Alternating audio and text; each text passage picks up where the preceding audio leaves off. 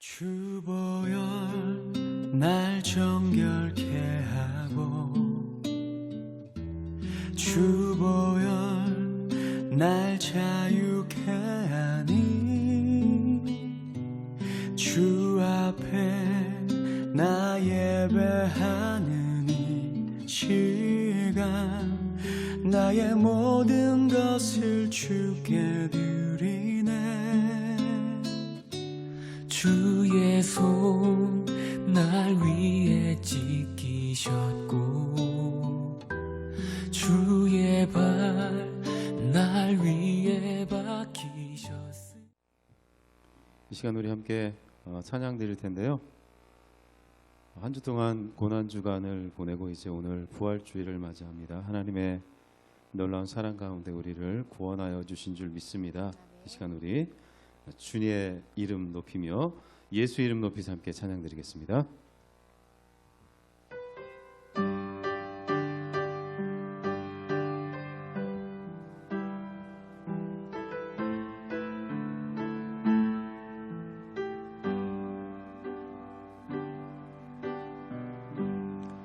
수많은 무리들 주지요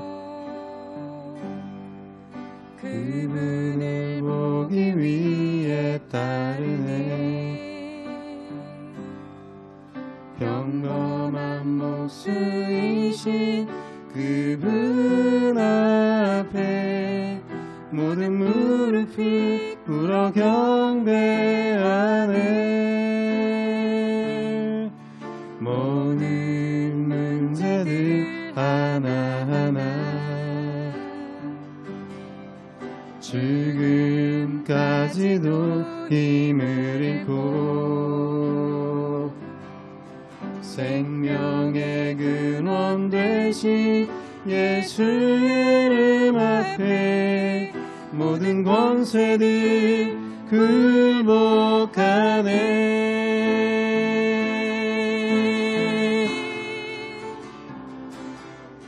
예수 이름 높이세. 능력의 그 이름 예수 이름 높이세. 구원의 그 이름 예수 이름을 부르는 자 예수 이름을 믿는 자 예수 이름 앞에 나오는 자 복이 있도다.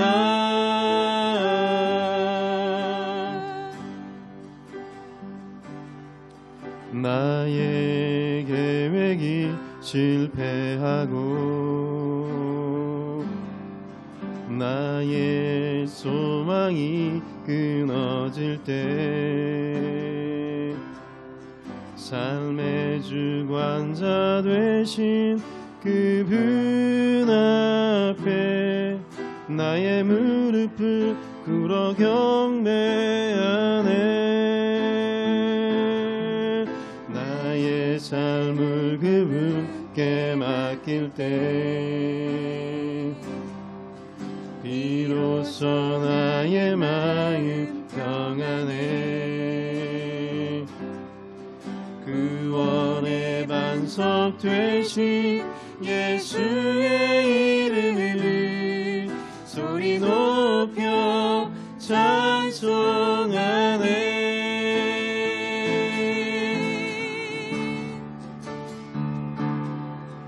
예수 이름 높이 다시 합시다. 다시 합시다. 다시 하겠습니다. 우리를 구원하여 주신 그 예수님의 이름을 우리 높이며 함께 찬양 드리겠습니다. 예수 이름 높이 다시 우리를 구원하여 주신 그 주님의 이름을 높이며 우리 예수 이름 높이세 함께 찬양 드리겠습니다.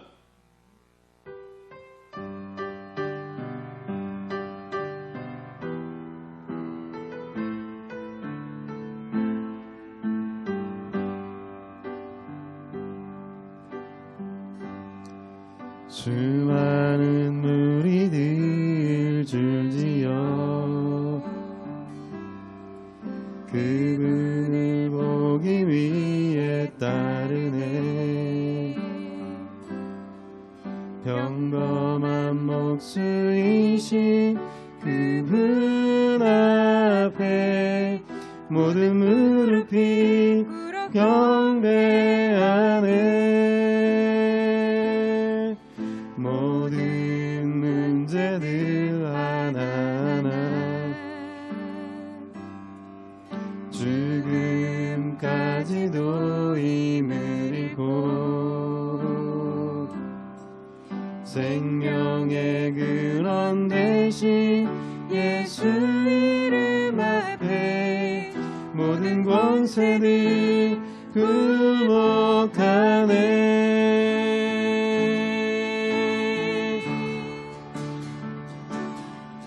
예수 이름 높이세 능력의 그 이름 예수 이름 높이세 구원의 그 이름 예수 이름을 부르는 자 예수 이름을 믿는 자 예수 이름 앞에 나오는 자 복이 있도다.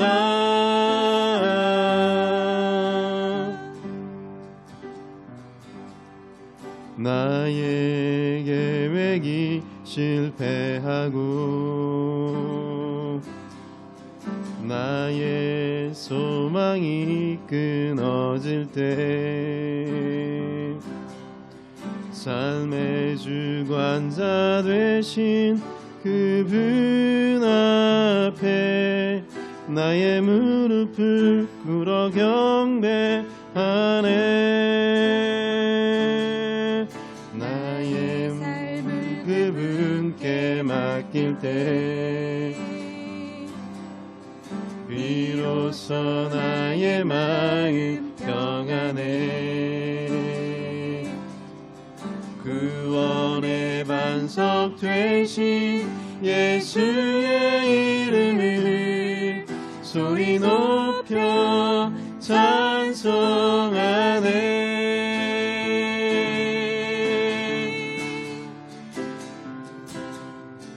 예수 이름 높이세 능력의 그 이름 예수 이름 높이세 구원의 그 이름 예수 이름을 부르는 자 예수 이름을 믿는 자 예수 이름 앞에 나오는 자 복이 있도다.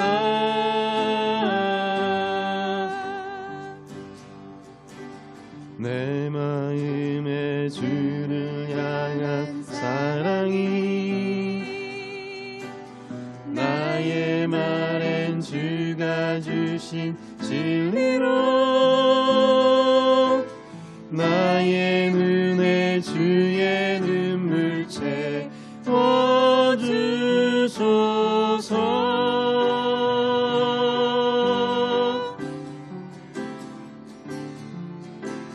내 입술에 찬양의 향기가 두 손에는 주를 닮은 섬김이 나의 삶의 주의 흔적 남게 하소서.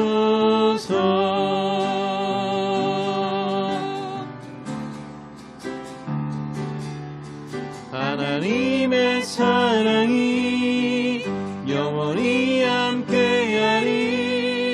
십자가의 길을 걷는 자에게 순교자의 삶을 사는 이에게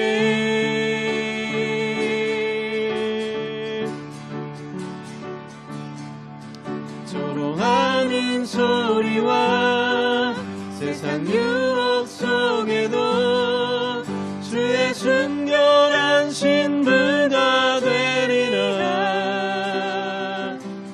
내 생명 주님께 드리리. 아멘, 아멘.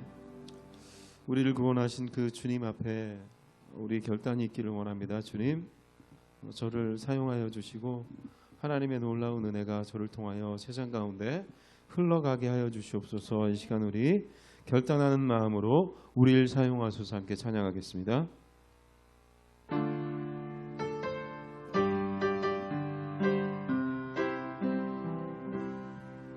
우리에겐 소원이 하나 있네. 주님 다시 오실 그날까지 우리 가슴에 새긴 주의 십자가 사랑, 나의 교회를 사랑케 하네. 주의 교회를 향한 우리 마음, 희생과 포기와 가난과 고난, 하물며 죽음조차 우리 막을 수 없네. 우리 교회는 이 땅의 희망. 교회를 교회 되게, 예배를 예배 되게 우리 사용하소서. 진정한 부흥의 날 오늘이 마도록 우리 사용하소서. 교회를 교회 되게, 예배를 예배 되게 우리 사용하소서. 진정한 부흥의 날 오늘이 마도록 우리 사용하소서. 우리를 사용하소서. 우리 사용하소서. 우리를 사용하소서. 우리 사용하소서. 아멘. 그 사랑 함께 찬양하겠습니다.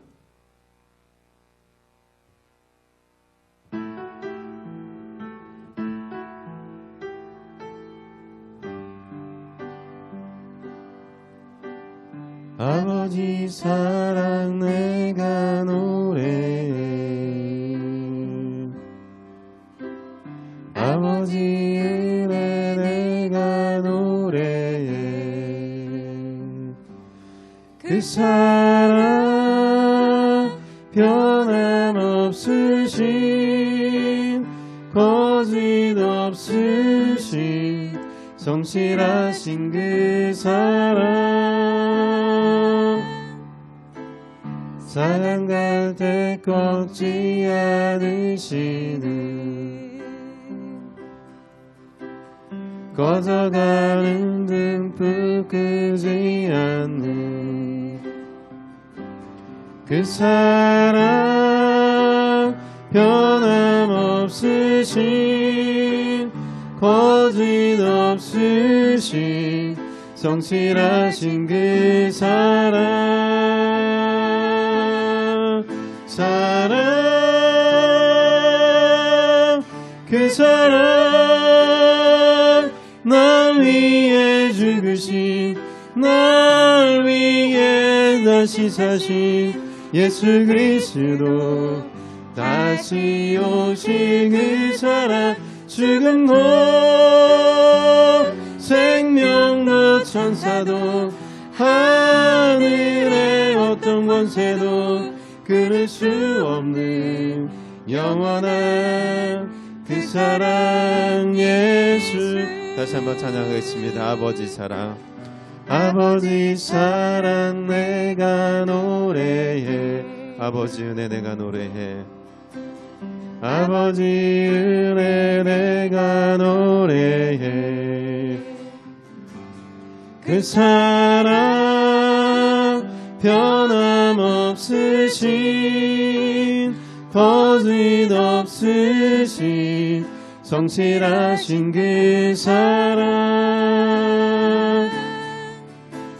사양갈 때 꺾지 않으시는 꺼져가는 등불 끄지 않는 그 사랑 변함없으신 거짓없으신 성실하신 그 사랑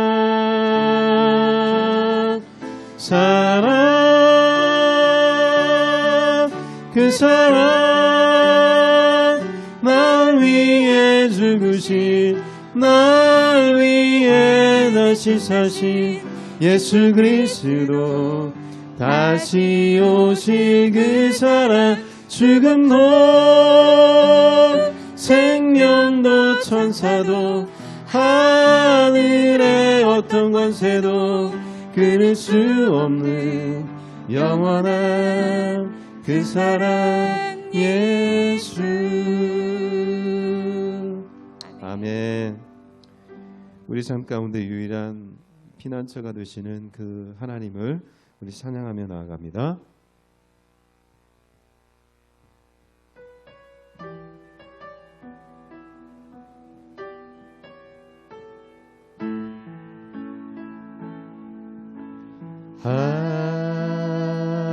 하나님은 우리의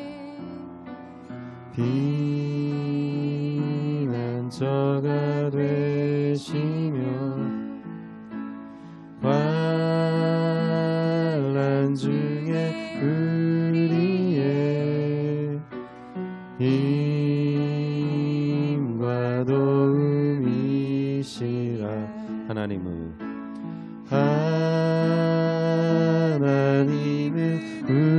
우리의 피난처가 되시며 환난 중에 우리의 힘과 도움이시라.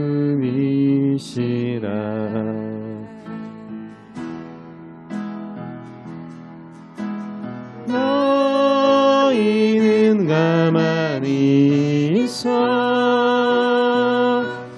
주가 하나님 내 말지어다. 열방과 세계 가운데 주가 높임을 받으리라. 사랑합니다 내 아버지. 찬양합니다 내 온맘 다하여. 선포합니다 예수 그리스도. 주님 오심을 기다리며. 아멘. 이 시간 우리 예배를 위해서 함께 기도합시다. 주님, 사망 권세를 이기시고 부활하신 그 주님을 우리가 바라보며 나아갑니다. 하나님, 때로 우리 마음과 또 우리 삶 가운데 여러 가지 환난과 어려움이 있지만 우리의 유일한 피난처 되시는, 또 우리의 소망 되시며 우리의 유일한 피할 바위 되신 그 주님 앞에 우리가 나아갈 수 있도록 은혜 주시고, 오늘 예배를 통하여서 하나님의 놀라운 은혜가 우리 가운데 충만케 하여 주시옵소서. 이 시간 우리 예배를 위하여 함께 기도하며 나아갑니다. 아버지 하나님, 이 시간 하나님 앞에 기도합니다. 아버지 하나님, 저들 아버지 앞에 예배합니다. 부활하신 그 주님을 기억하며 아버지 하나님 다시 오실 그 하나님을, 그 주님을 아버지 하나님 우리가 기억하며 아버지 하나님 그 주님을 기대하며 하나님 예배하오니 아버지 하나님 우리를 붙들어 주시고 오늘도 우리 예배 가운데 주의 놀라운 은혜가 충만히 임할 수 있도록 인도하여 주시옵소서. 하나님 그래 참으로 우리가 이 험악한 세상, 하나님 이 음란한 세상, 이 죄 많은 세상, 하나님 아버지 주의 말씀으로 승리하게 하시고 주님과 동행함으로 아버지 하나님 이 세상을 이기며 나아가는 우리 모든 지체들 될 수 있도록 주여 축복하여 주시옵소서. 아버지 하나님 이번 한 주 동안도 주님의 은혜가 우리를 붙들어 주시고 주님의 놀라운 사랑 가운데 아버지 하나님 참된 평안과 참된 기쁨을 누리며 나아가는 하나님 복된 한 주 될 수 있도록 주여 축복하여 주시옵소서. 참 좋으신 하나님 아버지, 이 시간 주님을 사랑하는 백성들이 함께 예배합니다. 부활하신 그 주님을 바라보며 다시 오실 그 주님을 기대하며 예배하오니 하나님 아버지 우리 예배를 받으시고 주의 놀라운 은혜를 우리에게 베풀어 주시옵소서. 예배 가운데 함께 하실 하나님 감사드리며 사랑 많으신 예수님의 이름으로 기도드립니다. 아멘.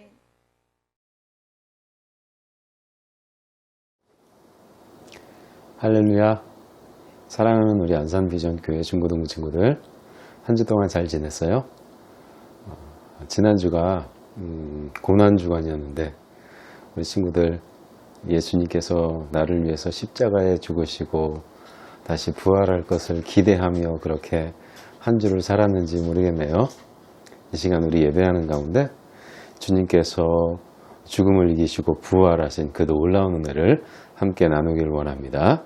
다 같이 사도신경으로 의례신앙을 함께 고백드리겠습니다.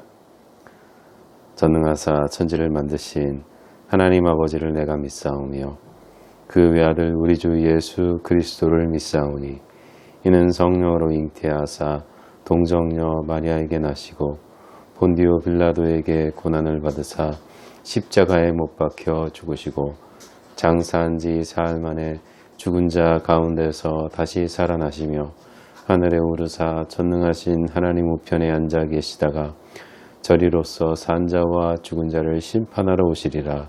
성령을 믿사오며 거룩한 공회와 성도가 서로 교통하는 것과 죄를 사하여 주시는 것과 몸이 다시 사는 것과 영원히 사는 것을 믿사옵나이다. 아멘.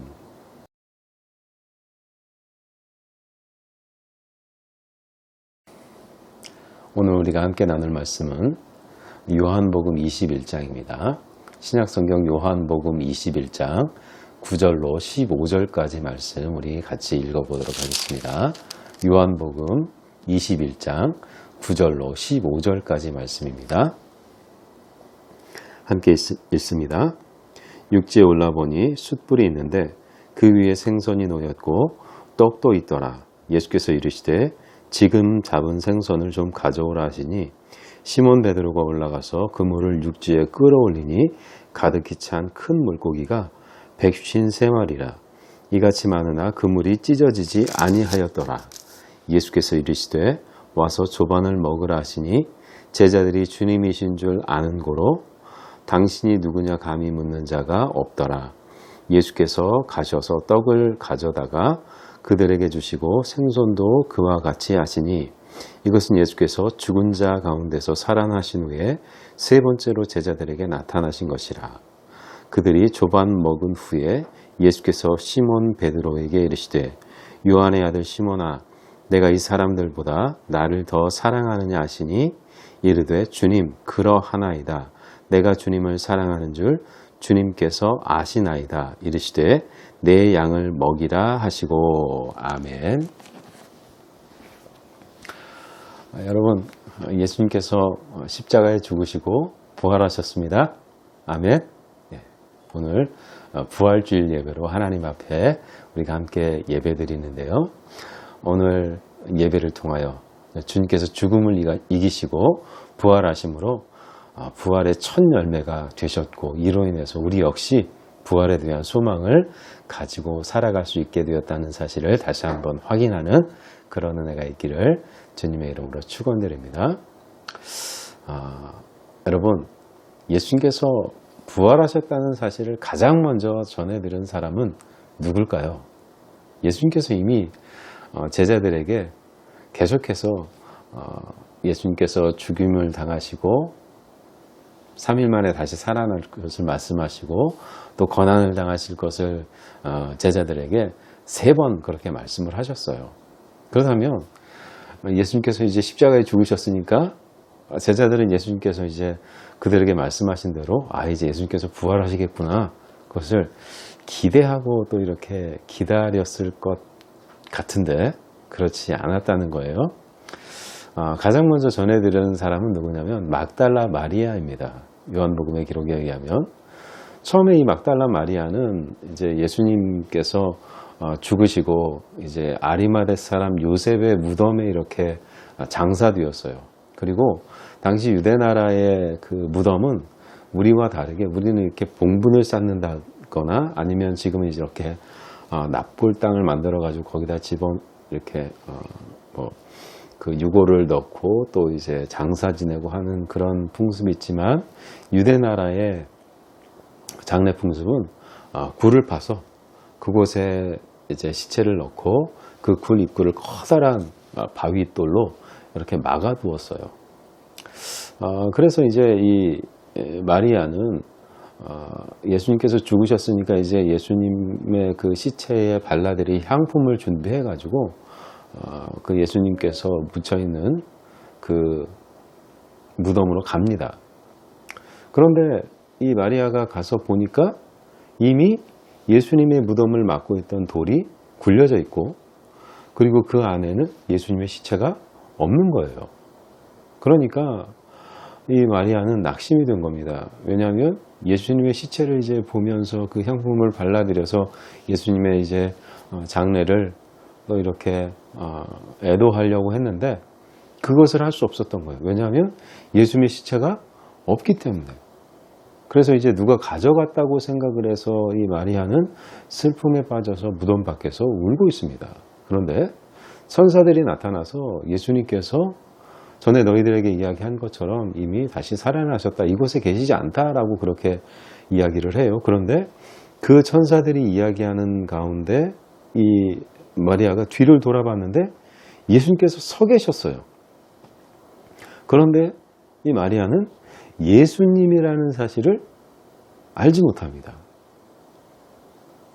그 이유는 예수님께서 이전에 마리아가 보았던 모습과 다른 모습으로 변형이 되셨기 때문에, 왜냐하면 이제 예수님께서는 부활체의 몸을 가지고 있었기 때문에 예전에 마리아가 기억하던 그 예수님과 그 모습이 달라서 알아보지 못한 겁니다. 그때 예수님께서 마리아를 부르시죠. 마리아야 라고 이렇게 부르실 때 이 마리아가 그 예수님께서 자기 이름을 부르시는 것을 보고 선생님이라고 그렇게 하면서 예수님을 만지려고 하죠. 그런데 예수님께서는 예수님을 만지지 말라 그렇게 말씀하시는 모습이 이 성경에 기록이 되어 있습니다. 그리고 마리아는 제자들에게 가서 부활하신 예수님을 만났다고 이야기하면서 주님께서 자신에게 어떤 말씀을 하셨는지 제자들에게 전합니다.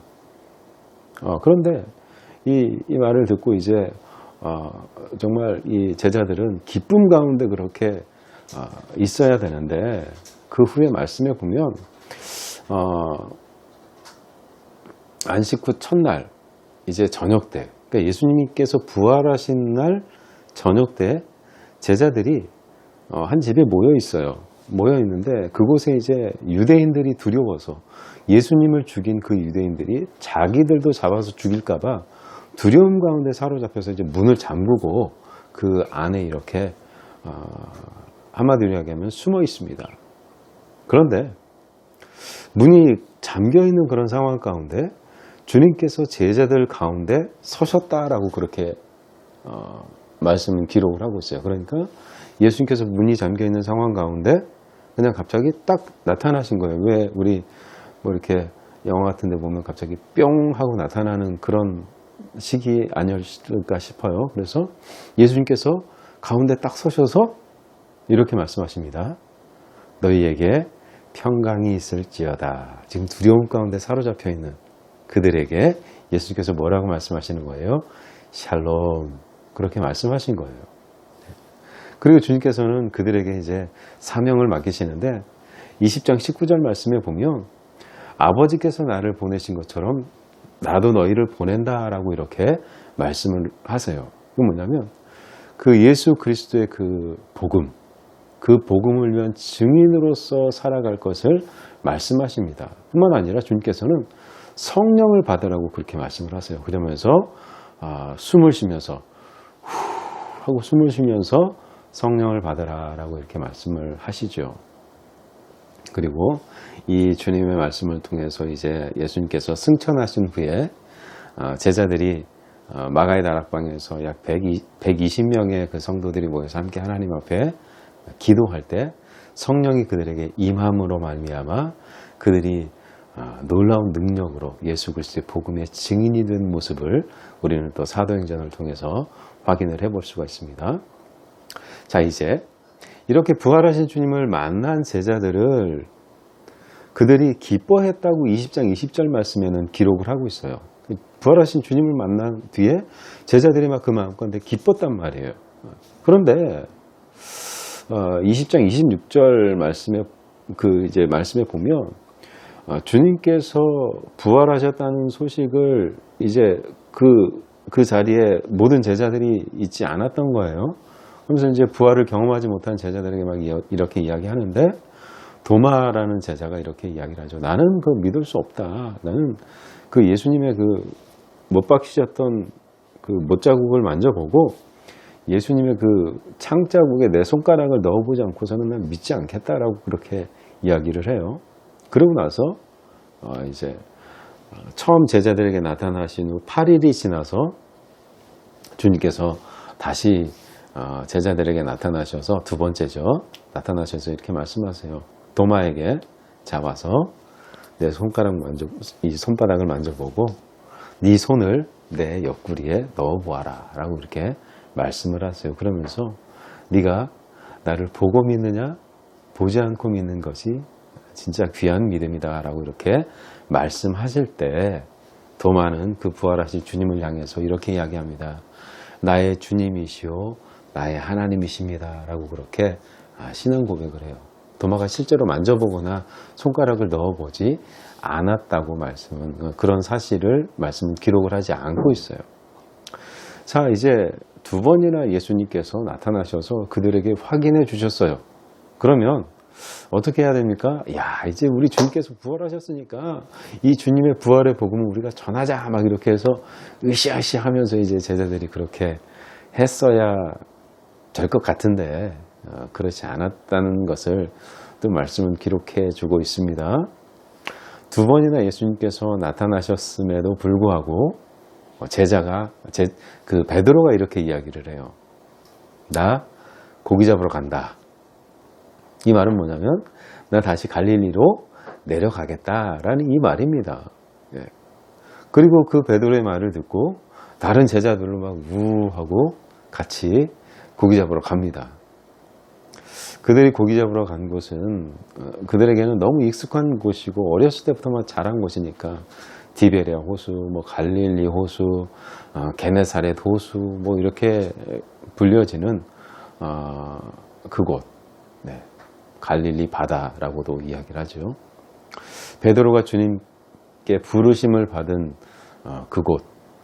그곳에 이제 그들이 내려가서 예전의 직업이었던 어부로 삶을 다시 이렇게 살아가는 그런 모습을 말씀은 보여주고 있어요. 여러분, 베드로가 왜 이 갈릴리로 다시 내려갔을까요? 본문과 병행을 이루고 있는 마태복음 28장 10절부터 이어지는 그 말씀에 보면 막달라 마리아에게 이제 주님께서 말씀을 하세요. 뭐라고 말씀을 하시냐면 무서워하지 말라라고 이야기를 하면서 내 형제들에게 갈릴리로 가라고 해라. 거기서 나를 볼 것이다 라고 이렇게 주님이 말씀하셨고 그 말씀을 마리아가 전해서 이제 제자들이 갈릴리로 간 것이 아닐까라고 이렇게 생각을 하지만 확실하지가 않아요.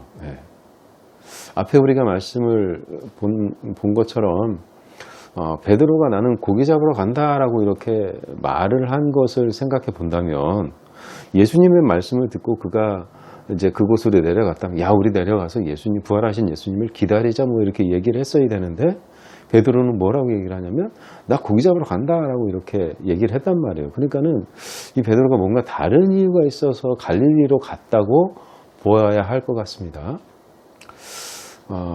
이렇게 한번 생각을 해보죠. 베드로는 예수님의 수제자였고 주님을 따랐던 제자일 뿐만 아니라 주님께서 어디를 가시든지 그를 항상 데리고 다녔어요.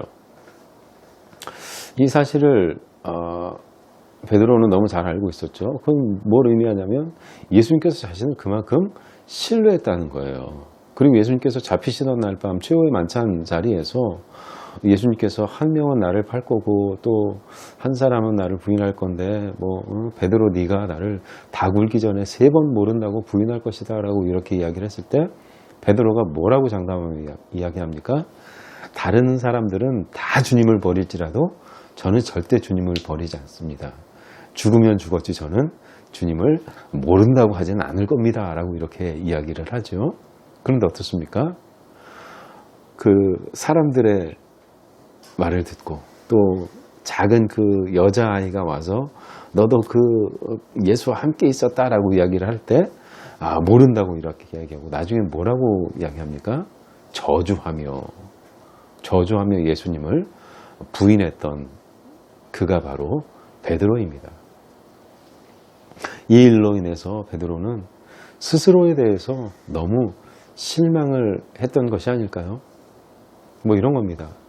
나 같은 인간이 무슨 예수님의 제자야. 주님 뵐 낯도 없고 나는 이제 더 이상 주님의 제자로서 자격이 없는 인간이야.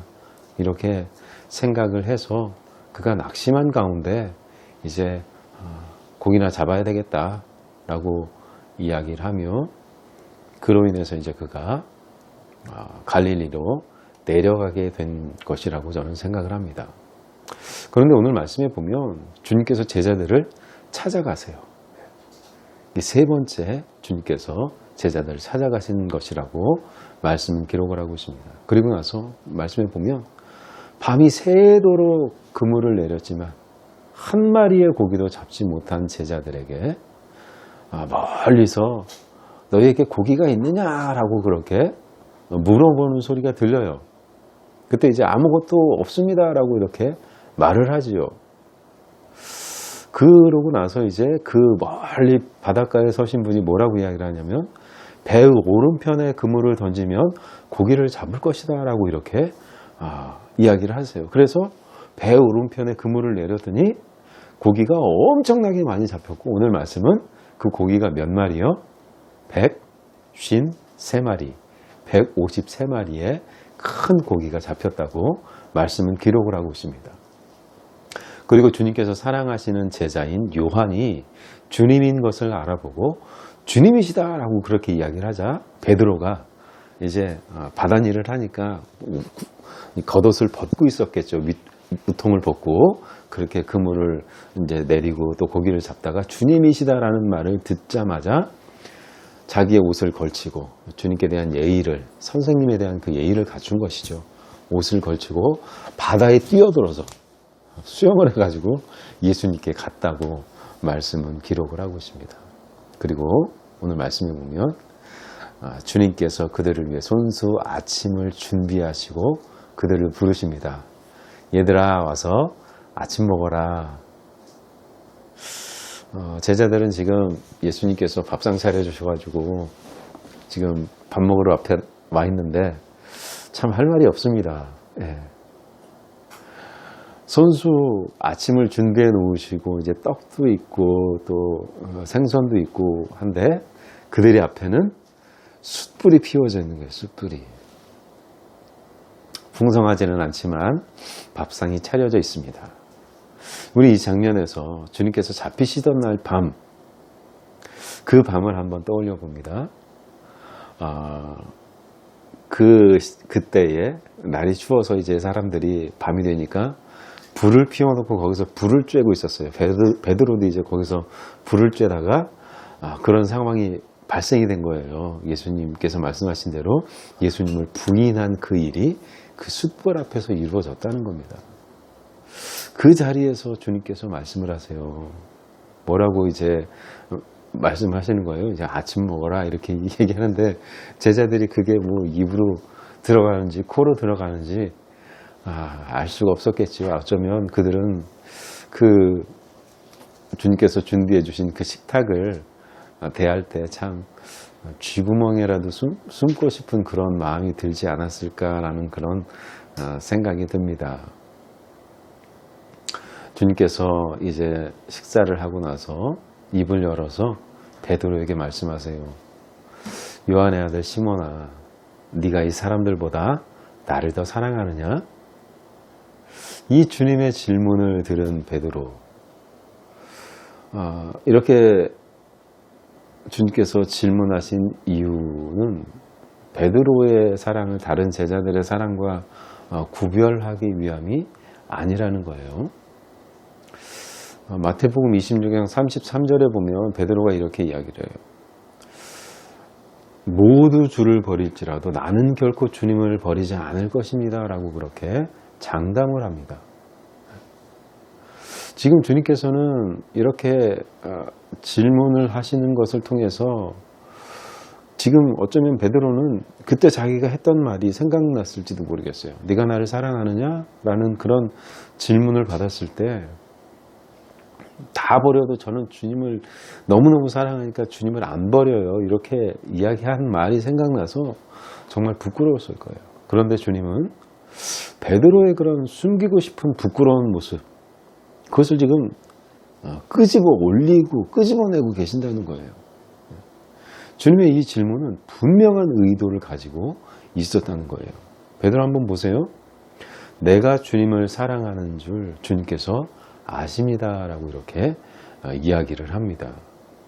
이전에 베드로라면 아마 이렇게 얘기했을 것 같아요. 주님, 아이고 당연히 주님을 사랑하죠. 이 자리에는 그 누구보다 제가 주님을 사랑합니다 라고 이렇게 말했을지도 모르겠습니다. 그러나 베드로는 이 질문을 듣고 다른 제자와 자신을 비교하는 것이 아니라 비록 주님을 부인하는 그런 실수를 범했고 정말 주님 앞에서 고개를 들지 못하는 그런 부끄러움 가운데 있지만 여전히 주님을 사랑하고 있다는 사실을 주님께서 이미 알고 있다는 것을 그가 고백을 해요. 주님, 제가 그땐 그랬지만 제가 정말 주님을 얼마나 사랑하고 있는지 주님 아시잖아요. 그때 주님께서 베드로에게 내 어린 양을 먹이라 라고 이렇게 말씀을 하세요. 이 말씀은 이제 어부가 아니라 양치기가 되라 이런 말씀이 아니지요. 베드로, 네가 나를 사랑한다면 이제 양을 돌보는 일을 통해서 그 사랑을 보이라는 거예요. 여기서 양은 우리가 생각하는 그런 짐승의 양이 아니라 이제 베드로가 감당해야 할 그 영혼을 이야기하고 있는 겁니다. 그리고 주님께서는 그 같은 질문을 2번을 더 하세요. 그러니까 총 3번 베드로에게 네가 나를 사랑하느냐라고 그렇게 물으시죠. 계속해서 이 베드로는 전혀 예상하지 못했던 그런 질문을 듣고 자신을 깊이 살피게 되었던 것이죠. 요한의 아들 시몬아, 네가 정말 나를 사랑하니? 진짜 나를 사랑하는 거야? 네 깊은 곳을, 네 깊은 그 중심을 한번 살펴봐라. 정말 나를 사랑하는 것이 맞는지. 주님의 십자가 사건 이전에 베드로, 주님의 총애를 받는, 주님의 정말 사랑을 받는 제자였습니다. 그렇기 때문에 늘 그는 자신감이 넘쳤어요. 주님께서 바다 위를 걸어오실 때도 주님이 맞으면 저보고 좀 걸어오라고 그러세요. 그래서 바다 위 막 걸어가잖아요. 늘 자신감이 막 넘쳤어요. 그리고 때로는 주님께서 이제 내가 십자가에 죽을 것이다라고 이야기를 할 때 베드로는 주님을 막 꾸짖으면서 주님 그러시면 어떡하냐고 막 그러면서 꾸짖으면서 주님을 막았었던, 그로 인해서 사단아 내 뒤로 물러가라라는 책망을 들었던 제자가 바로 이 베드로입니다. 그러나 이제 베드로에게서 이런 것들이 사라진 모습을 볼 수가 있어요. 베드로는 이제 오로지 주님께서 자신을 그런 진실한 마음을 아신다는 그것을 대답할 뿐이에요. 주님께서 아십니다. 주님께서 제가 주님을 얼마나 사랑하는지 주님께서 이미 아십니다. 라고 그렇게 고백을 한 것이지요. 그러면서 그때 주님께서는 베드로에게 사명을 다시 확인해 주시는 거예요. 처음에 베드로를 부르시면서 뭐라고 말씀을 하십니까? 너는 나를 따르라. 내가 너로 사람을 낚는 어부가 되게 하리라. 이렇게 주님께서 말씀을 하셨어요. 그리고 이제 주님께서는 베드로에게 주님을 사랑하는지를 다시 한번 확실히 확인하신 후에 뭐라고 말씀을 하시냐면 내 양을 치라 라고 이렇게 말씀을 하세요. 이 말씀을 통해서 목자장 되신 주님께서 친히 베드로에게 당신의 양무리를 이제 맡기시는 그런 장면이라고 볼 수 있는 것이지요. 그리고 주님께서 18절 말씀을 통해서 21장 18절 말씀을 통해서 베드로가 어떠한 죽음을 죽게 될 것인지에 대해서 말씀을 해주십니다. 주님께서는 요한복음 10장 11절에부터 이어지는 그런 말씀을 통해서 선한 목자는 양을 위해서 자신의 생명을 버린다고 말씀을 하셨어요.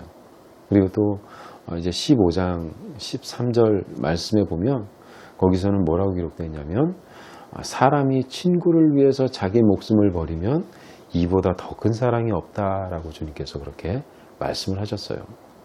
오늘 주님께서는 베드로에게 양을 치라는 그런 사명을 맡겨주셨습니다. 그리고 베드로는 하나님의 영광을 위해 지금 주님께 자신의 사랑을 고백한 것과 같이 이제 정말 주님을 사랑한다면 너의 생명을 들여서 주님께서 이미 이전에 말씀하셨던 것과 같이 양을 위해서 내 생명을 내어주고 친구를 위해서 내 생명을 내어주는 그러한 삶을 살아가라 그렇게 말씀하고 계신 것이지요. 주님께서 이렇게 말씀하세요. 내가 젊어서는 다른 사람의 도움 없이 스스로 허리띠를 띠고 내가 원하는 곳으로 다녔지만 내가 늙어서는 다른 사람의 도움을 받아서 옷을 입고 내가 원하지 않는 곳으로 가게 될 것이다. 이렇게 말씀을 하세요. 이 말씀은 뭐냐면 베드로는 자신이 가고 싶은 길을 마음대로 선택할 수 있었습니다. 그러나 그는 자신의 의지와는 상관없이 이제 순교의 길을 걸어갈 거예요. 여러분, 베드로가 어떻게 죽었는지 우리는 너무나 잘 알고 있지요. 예수님께서 이렇게 십자가에 달려 돌아가시지 않았습니까? 근데 베드로는 내가 어떻게 감히 주님과 똑같이 이렇게 십자가를 질 수 있겠느냐, 나를 거꾸로 십자가에 못 박아달라 해서 이 베드로는 십자가에 거꾸로 못 박혀 죽었습니다. 물론 주님의 십자가의 죽음과 베드로의 십자가의 죽음을 비교할 수가 없지요. 그러나 베드로의 죽음 역시 예수님의 십자가의 죽음이 하나님 앞에 영광이었던 것처럼 베드로의 십자가의 죽음 역시 주님께 영광이 될 수 있는 것입니다. 왜냐하면 베드로는 그를 통해서 주님께서 맡겨주신 십자가를 온전히 지고 주님 가신 그 길을 따랐다는 증거가 되기 때문입니다. 그리고 그 말씀을 하신 후에 주님께서 베드로에게 나를 따르라 라고 그렇게 명령을 하십니다. 이 말씀은 이제 앞으로 너의 가야 할 길은 나를 따라오는 길이다. 내가 간 이 길, 내가 간 이 십자가의 길을 너도 걸어오는 것이다 라고 그렇게 말씀을 하신 겁니다. 주님께서 너는 나를 따르라 라고 이렇게 말씀하실 때 베드로는 한 가지 궁금했던 게 있었던 것 같아요. 이제 이를 통해서 베드로는 다시 자신의 사명을 확인한 거예요. 이제 내가 다시 주님의 제자로서의 삶을 살아야겠다라고 그 마음가운데 확신을 한 겁니다. 그러고 나서 한 가지 궁금한 것이 있었던 것 같아요. 당시 무슨 말이 막 이렇게 소문이 퍼졌냐면 예수님께서 사랑하시는 제자 요한은 예수님께서 다시 오실 때까지 죽지 않을 것이다 라는 그런 소문이 막 돈 거예요. 그러니까 이에 대해서 이 베드로는 예수님께 확인을 하고 싶었던 겁니다. 예. 그러면서 이 질문을 하는 거예요. 주님, 정말 요한이 주님 다시 오실 때까지 살아 있겠습니까? 라고 이렇게 묻지요. 굉장히 궁금했던 것 같아요. 그때 주님께서 베드로에게 좀 단호하게 말씀을 하세요. 내가 다시 올 때까지 내가 그를 이 땅에 머물게 한다 해도 그것이 도대체 너가 무슨 상관이 있느냐. 그러면서 다시 말씀하시는 거예요. 그런 거 신경 쓰지 말고 너는 나를 따르라 라고 이렇게 말씀을 하십니다. 사랑하는 우리 지체들, 우리 기독교를 부활의 종교라고 그렇게 이야기를 합니다. 사망 권세를 이기시고 부활하신 주님께서 오늘을 살아가는 우리에게도 동일하게 말씀을 하시는 거예요. 그리고 지금 주님께서 우리 한 사람 한 사람에게 이렇게 묻고 계실지도 모르겠어요. 나의 사랑하는 자야, 내가 나를 세상의 그 무엇, 그 누구보다 더 사랑하느냐? 라고 이렇게 묻고 계신지도 모르겠습니다. 여러분들, 이 주님의 질문에 여러분들은 뭐라고 답하시겠습니까? 사랑하는 여러분, 우리는 이렇게 주님 앞에 대답할 수 있기를 원합니다. 주님, 제가 주님을 사랑합니다. 이렇게 고백할 수 있는 은혜가 있기를 원합니다. 여러분들이 이렇게 고백하셨다면 우리 역시 주님을 따르는 삶을 살아야 하죠. 이것이 바로 주님께서 우리 각자에게 맡겨주신 사명입니다. 우리가 주님을 따르는 삶을 산다는 것은 주님께서 십자가에서 이루신 그 놀라운 그 구원의 은혜와 또 우리를 위해서 이 땅에 다시 오실 그 주님을 기대하면서 천국의 소망을 가진 그런 삶을 살아가는 거예요. 그러면서 주님께서 맡기신 그 복음을 우리 삶의 자리에서 그 복음을 전파하는 거예요. 그것이 바로 주님께서 우리에게 맡기신 사명이고, 주님을 사랑한다고 고백한 우리가 살아내야 할 삶이라는 사실을 여러분들 분명히 기억할 수 있기를 바랍니다. 사랑하는 여러분, 부활하신 주님께서 우리를 향해서 내가 나를 사랑한다면 너는 나를 따르라 이렇게 말씀하고 계세요. 이 주님의 부르심에 순종하는 우리 될 수 있기를 원합니다. 그래서 주님과 함께 동행하는 가운데 이 악한 세상에서 여러분 길을 잃지 않고 주님의 제자다운 그런 삶을 살아가는 우리 모두가 될 수 있기를, 그래서 정말 주님의 영광을 위하여 나의 삶을 살아가는 그런 복된 은혜가 우리 모두의 삶 가운데 임하게 되기를 주님의 이름으로 간절히 축원드립니다. 아멘. 기도하겠습니다. 하나님 아버지, 은혜와 사랑을 감사합니다. 사망의 권세를 이기시고 주님 부활하셨습니다. 그로 인하여 우리 또한 그 부활의 놀라운 소망을 가지고 살아갈 수 있게 되었습니다.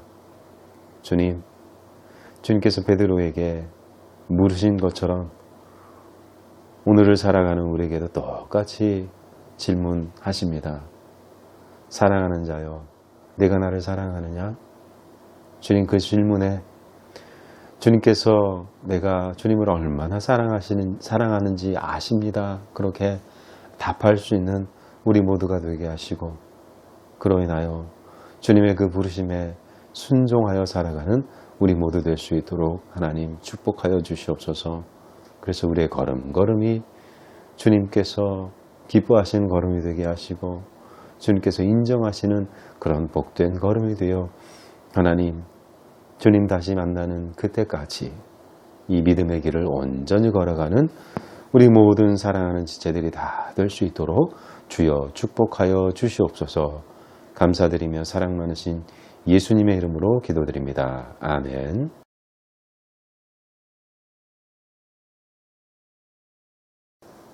축도하고 예배 마치겠습니다.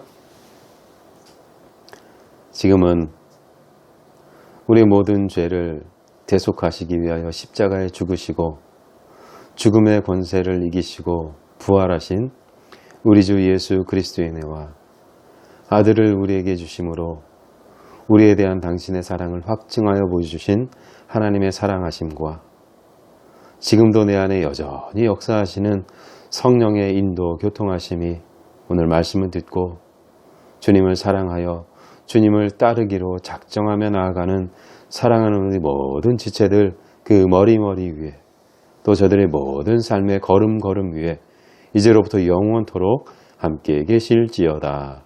아멘.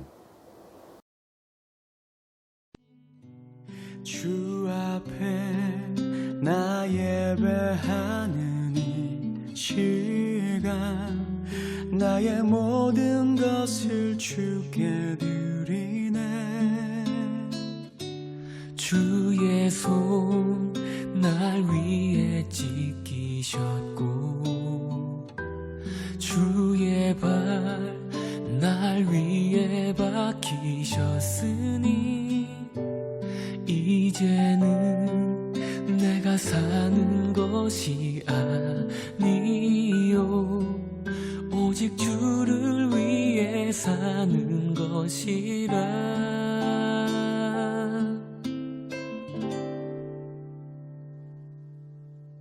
주의 손에 나의 손을 포개고 또 주의 발에 나의 발을 포개어 나 주와 함께 죽고 또 주와 함께 살리라.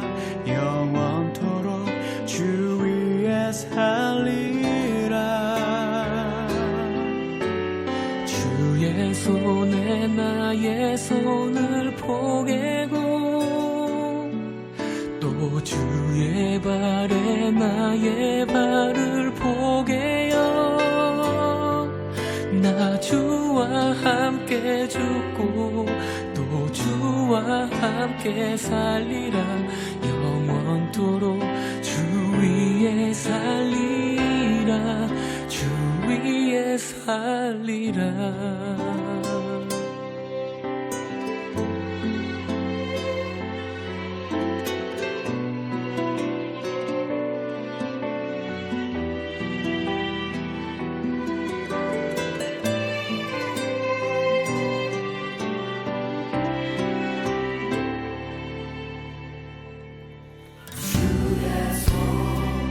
날 위해 지키셨고 주의 발 날 위해 박히셨으니 이제는 내가 사는 것이 아니요 오직 주를 위해 사는 것이라.